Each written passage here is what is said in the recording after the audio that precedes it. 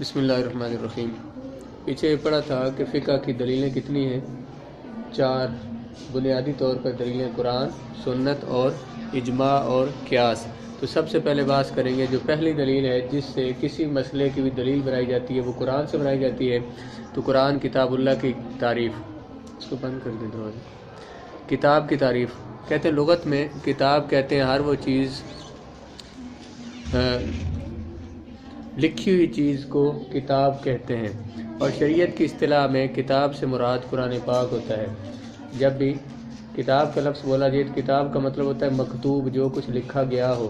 یہ دیکھیں ہم اس کو کتاب کہتے ہیں، تو جو لکھ کر کاغذوں کے ساتھ الفاظ کا جو مجموعہ ہوتا ہے اسی کو کتاب کہتے ہیں، اور شریعت کی اصطلاح میں کتاب کہتے ہیں قرآن مجید کو۔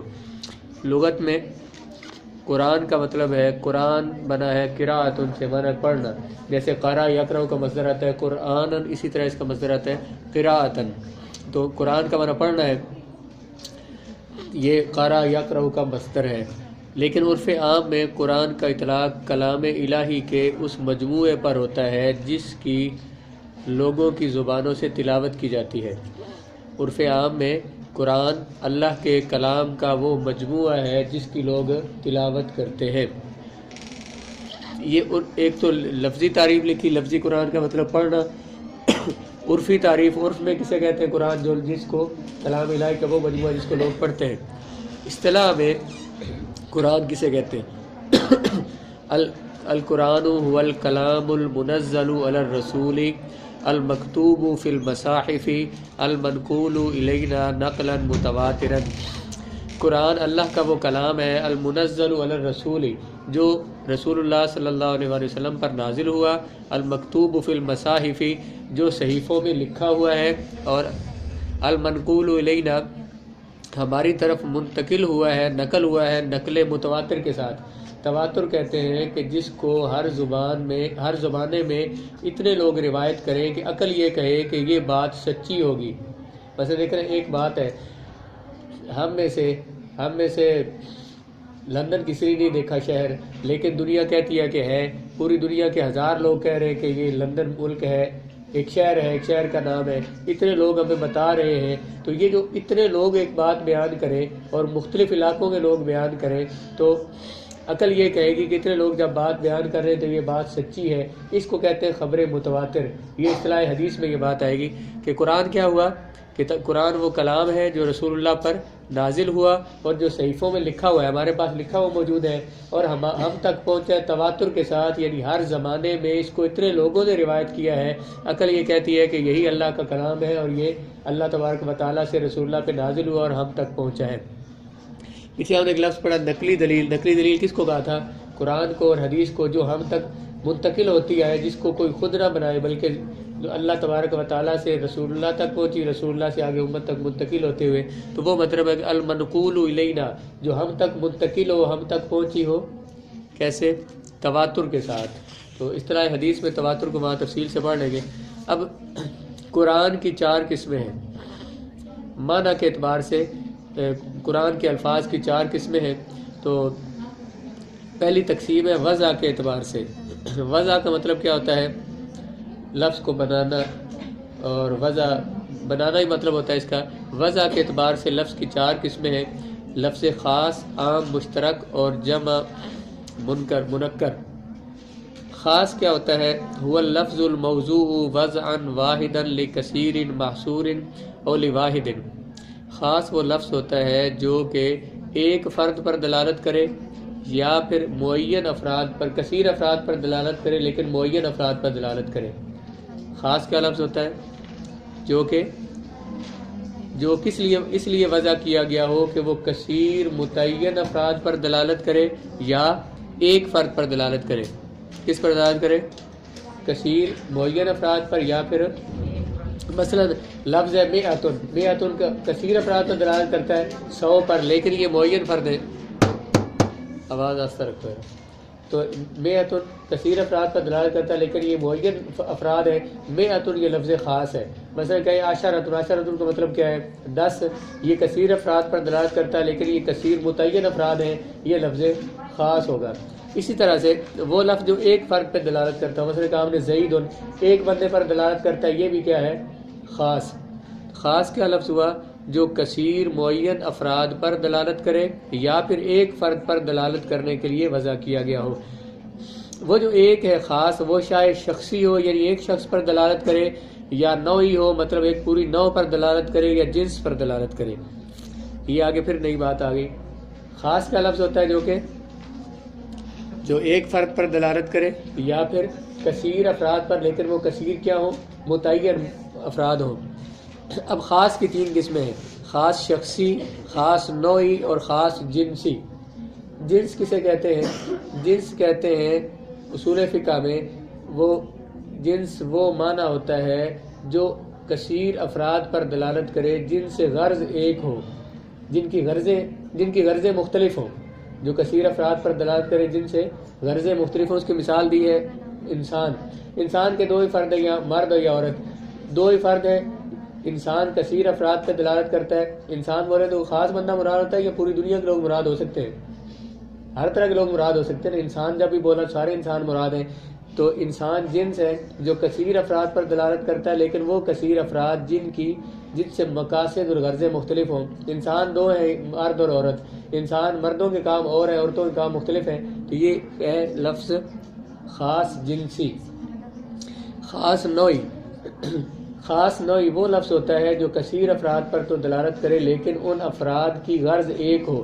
اس کی مثال دی ہے رجل، مرد سارے ان کے کام ایک جیسے ہیں، مثلا سارے ایک جیسے کام کر سکتے ہیں، ان کا امام بننا، ان کا نمازیں پڑھانا، ان کا قاضی ہونا، اور اس طرح کے جتنے بھی کام ہیں، رزق کمانا، یہ سارے مردوں کے کام ہیں۔ خاص شخصی کہتے ہیں جو ایک فرد کا نام ہو، جیسے زید ان کا۔ اب تک تعریف کیا آئی؟ خاص وہ لفظ ہے جو کہ ایک فرد پر دلالت کرے یا کثیر معین افراد پر دلالت کرنے کے لیے وضع کیا گیا ہو۔ خاص کی آگے 3 قسمیں بیان کی، کون سی؟ خاص شخصی کیا ہوتا ہے؟ جو ایک خاص فرد پر دلالت کرے۔ خاص نوعی کیا ہوتا ہے؟ جو کثیر افراد پر دلالت کرے جن کا مقصد ایک ہو، جیسے اس کی مثال دی ہے یا تو رجل یا امراتن۔ خاص جنسی کیا ہوتا ہے؟ جو کثیر افراد پر دلالت کرے جن سے مقاصد مختلف ہوں، جیسے کہا انسان۔ اسی طرح جو کثیر افراد پر دلالت کرے لیکن متعین افراد پر، اس کی مثال کیا؟ مئتن، 100 پر دلالت کرتا ہے لیکن یہ متعین ہے، نہ اس سے کم ہو سکتے ہیں نہ زیادہ ہو سکتے ہیں۔ الف، 1000 کو کہتے ہیں، نہ اس سے کوئی کم ہو سکتا ہے نہ زیادہ۔ اگر 1000 سے ایک کم ہو جائے تو آپ اسے 1000 کہتے ہیں؟ نہیں نہ کہتے۔ 1000 سے ایک زیادہ ہو جائے تو اسے بھی 1000 نہیں کہتے۔ تو یہ خاص وہ لفظ ہوتا ہے جو کثیر اور متعین افراد پر دلالت کرے۔ خاص کا حکم جب کسی نص میں، نص سے مراد کیا ہوتی ہے؟ قرآن کی آیت یا حدیث کو نص کہتے ہیں۔ جب کسی نص میں کوئی خاص لفظ موجود ہو، اس کی دلالت اپنے مخصوص معنی پر اس وقت تک قطعی ہوتی ہے جب تک کوئی ایسی دلیل نہ پائی جائے جس کی بنا پر خاص کی تعویل کرنا یا اسے دوسرا معنی مراد لینا ممکن ہو۔ یہ کیا کہا بلا؟ ابھی ایک لفظ بولا ہم نے مئتن، مئتن کا معنی کیا ہے؟ مئتن کا معنی کیا ہے؟ 100۔ مئتن کا کیا معنی ہے؟ 100۔ اب یہ لفظ خاص ہے، کہتے خاص کا حکم یہ ہے جہاں لفظ خاص آ جائے گا تو اس کے معنی میں نہ تو کمی کر سکتے ہیں نہ زیادتی کر سکتے ہیں، جو اس کا معنی ہے وہی معنی مراد ہے۔ یعنی 100 کا مطلب پورے 100 ہے، جو 99 سے کم ہے، 99 سے اوپر ہوتا ہے اور 101 سے کم ہوتا ہے۔ 100 کس کو کہتے ہیں بلا؟ 99 کے بعد جو عدد آتا ہے اور 101 سے پہلے آتا ہے۔ تو یہ جب مئتن بولا، 100 بولا، تو یہ اپنے معنی پر قطعی اور یقینی دلالت کرتا ہے۔ میں کہوں کہ میں نے آپ کو مثال کے طور پر مثال دوں کہ میں نے تمہارا 100 روپیہ دینا ہے، اب مجھے پورے 100 ہی دینے پڑیں گے، نہ اس سے کم نہ اس سے زیادہ، یعنی سب معنی قطعی اور یقینی ہے۔ اگر کوئی ایسی دلیل پائی جائے جس سے یہ ثابت ہو، جس سے اس معنی میں تعویل کرنا ثابت ہو، یا اس کا کوئی اور معنی مراد ہو، تو پھر کوئی اور معنی مراد لیں گے۔ لفظ خاص کا جو معنی ہے وہ اس کا معنی قطعی اور یقینی ہے۔ اگر کوئی ایسی جب تک کوئی ایسی دلیل نہ پائی جائے جس کی وجہ سے خاص کے معنی میں تعویل کی جائے یا اس کا کوئی اور معنی مراد لیا جائے۔ اگر کوئی ایسی دلیل پائی جائے جو یہ بتائے کہ یہاں خاص کا یہ والا معنی مراد نہیں، کوئی اور معنی مراد ہے، پھر دوسرا معنی مراد لیں گے۔ کوئی نہیں سمجھ آئے گا نا؟ لفظ خاص کا کیا کہا ہے؟ جو لفظ خاص ہوگا اس کا معنی جو ہوگا وہ قطعی اور یقینی ہوگا، وہی والا معنی مراد لیں گے۔ لیکن اگر کوئی ایسی دلیل پائی جائے جو یہ کہے کہ یہاں پہ جس سے یہ ثابت ہو کہ اس کا یہ خاص معنی مراد نہیں کوئی اور معنی مراد لینا ہے تو پھر وہاں پہ اور معنی مراد لیں گے۔ ایک اس عبارت کو پھر ایک دفعہ سمجھیں، جب نص میں لفظ خاص موجود ہو تو اس کی دلالت اپنے مخصوص معنی پر اس وقت تک قطعی ہوتی ہے، اس کی اپنے معنی پر قطعی کا مطلب یقینی، اس کی اپنے معنی پر دلالت یقینی ہوتی ہے جب تک کوئی ایسی دلیل نہ پائی جائے جس کی بنا پر خاص کی تعویل کرنا یا اس سے دوسرا معنی مراد لینا ممکن ہو۔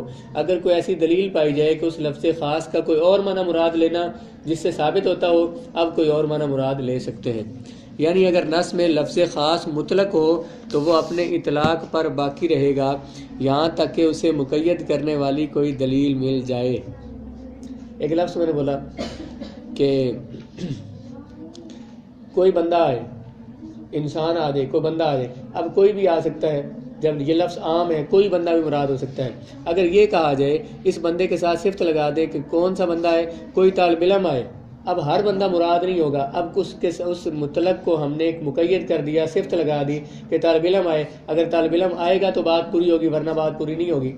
تو کہتے ہیں کہ لفظ خاص اگر مطلق ہو تو وہ مطلق ہی رہے گا اور اس کا وہی معنی مراد ہوگا جو اس کا مطلق ہے۔ مثلا ہم نے کہا کوئی انسان آئے تو انسان ہی مراد ہے، جب ہم نے اس کے ساتھ ایک صفت لگا دی، اس کی قید لگا دی کہ کوئی انسان کون سا ہے جو عالم ہو، اب عالم مراد ہوگا، کوئی اور مراد نہیں ہوگا۔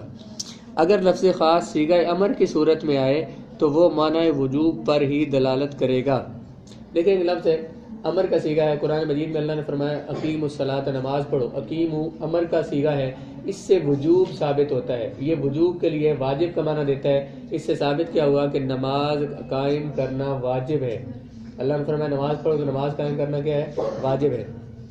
امر کا معنی کیا، امر وجوب کے لیے آتا ہے، جہاں بھی حکم دیا جائے گا تو وہاں جس کام کا حکم دیا جائے تو وہ کام کرنا واجب ہوتا ہے۔